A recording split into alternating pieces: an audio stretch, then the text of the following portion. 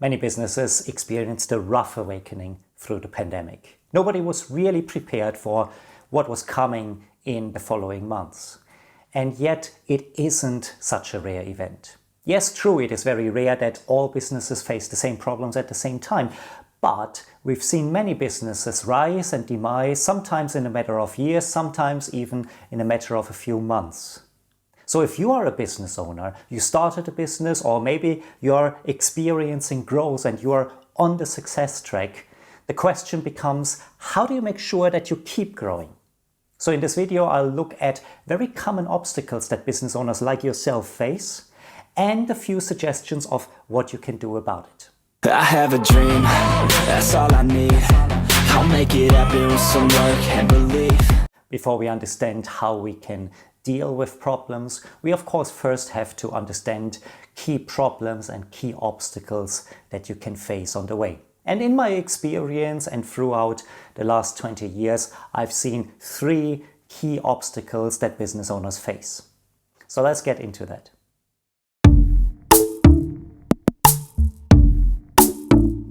Number 1, people start to forget their vision. When you start out, everything is exciting. You have a clear picture in your mind. You know exactly the kind of client you want to serve. You know exactly the kind of product that you want to offer, and you are full of energy. But very often that only lasts a certain amount of time, and then you become drawn into what your clients demand from you. Or very often that's actually a good thing, because it helps you growing and developing the product into something better. But what also happens is that you accommodate more and more clients. They ask for something specific. They ask for an extra and an add-on. And before you know it, you become drawn into an abyss of doing very special things, having no clear and having no unique process to serve all your clients. And what also happens is you become a little bit dragged down because it is not as efficient anymore.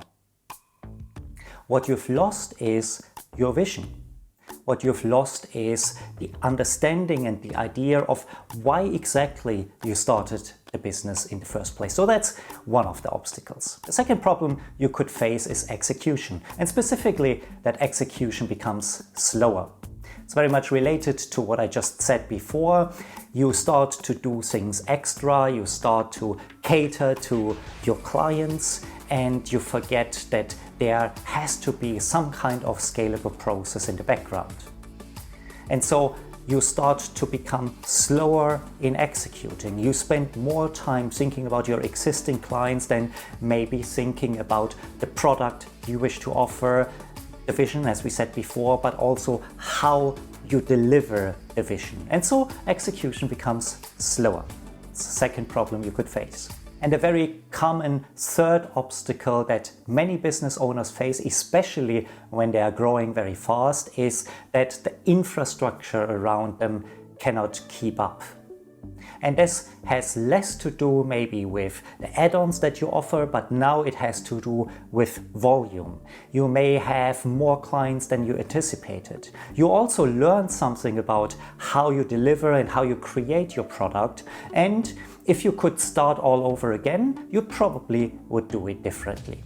And of course, that's not an option right now because you have existing clients, you have existing processes you have to deliver. But you also don't stop and ask the question, well, what would happen if I start all over again? Would I do it in the same way? And if I was, is there something that I can adopt today? And so you become overwhelmed and the infrastructure isn't quite up to par. And what that leads to is that you start to lose quality in the delivery of your product. And that's one third very common problem that business owners face.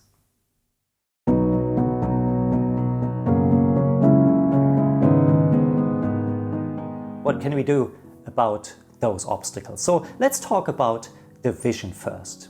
What I do suggest is that periodically you do a thorough business review. Now, what does that mean?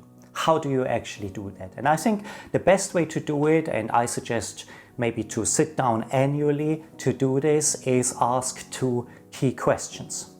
And one question I would ask is, what if in 1 year's time our product is no longer needed?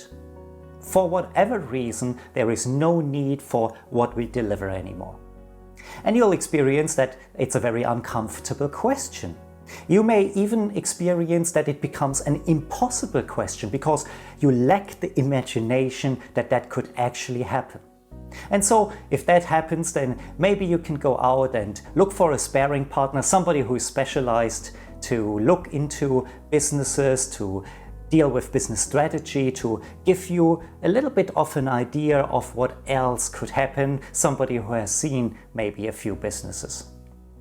But be it as it may, to answer that question, if our product is no longer needed, what would we do tomorrow? What will we do in 1 year's time is very powerful because it helps you take yourself out of that everyday grind that you are now in, out of the idea of, well, we are growing, we have to make it better, we have to make it quicker, and ask the overall question.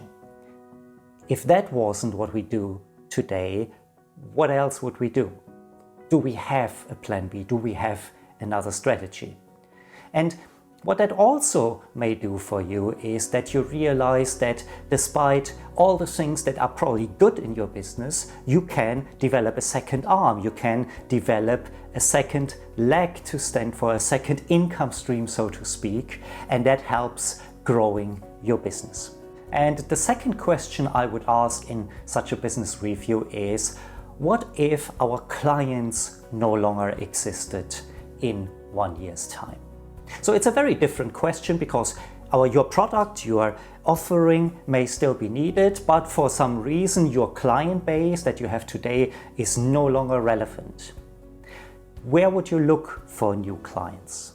Where would you think your product is most suitable in a year's time? And again, that helps you to take yourself out of the current day-to-day thinking and expand your thoughts towards, how do I grow in a year's time? Let's turn our attention to how you do business. This is about your execution. And I've elaborated to that a little bit when we described the obstacle, but the question becomes, what if you had to start your business from scratch again? Would you design the processes that you have in the same way? Or would you do something different? And of course, it is completely impractical to start everything from scratch again. And we will have to accept that some of the processes that we have are a bit inefficient. But nevertheless, take a piece of paper or your iPad or whatever you use to note down your thoughts and make a list. Make a list of all the things that you would change today if you had to start all over again. And then have a very honest conversation with yourself, or if you have a business with employees, a very honest conversation with your employees, and ask, what of those ideas can we implement? Maybe it takes some effort, maybe it takes some money, but what can we implement to make our process a little bit more efficient?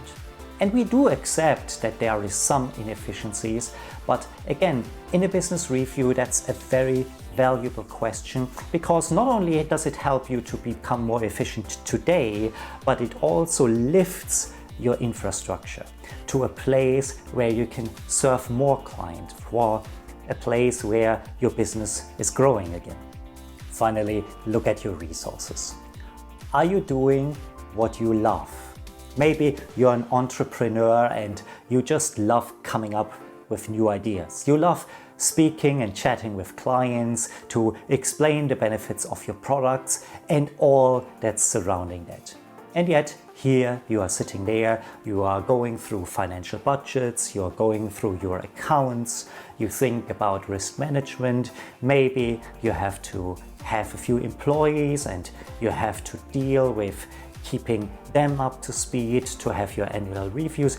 You are overwhelmed with a lot of things that, frankly, you don't really want to do. I've seen this over and over again, just in the name of profitability, because we don't want to spend more money than we have to on all these tasks. You are robbing your business of the most important resource it has, you. stop doing that. Make sure that you still have the ability to do what you love to do. Because we are living in a world that is increasingly virtual, that is increasingly remote, and wherever we look, we can find somebody who can help you with the things that you don't love doing. You can find financial accountants, you can find people who are able to do your business review that I mentioned earlier. You are able to find people who do risk management or governance or preparing your tax returns. Whatever it is out there. You can even, and there's a big rise in that, find your virtual assistant to answer your emails and to help you out with administrative tasks that you don't really want to do as a business owner. And you may say, well, but how would I afford that? Once again, if you don't, you're robbing your business of the main resource, yourself. And if you do that, growth will be very difficult to achieve. If you're not convinced by that, then by all means, please reach out and send me a direct message, or just put a comment in the comment section below. I'll respond to that. Maybe I convince you, maybe I don't, but I'm sure we'll still have a great chat about it. We all have our little tricks to grow, right? Well, mine is actually fairly easy. I grow when you hit the like button. That is because then YouTube will recognize that there's something of value here. They'll push this content to other people like you and I, and we grow. There you go. So if you do like the content, then please do hit the like button. I really appreciate it. Listen, the questions that I just raised are pretty good. But I think you can grow even faster when you ask the most valuable question in leadership. I'll explain what that is and how you can use it to grow your business in the video that is on the screen right now. So I'll see you over there and in the next video.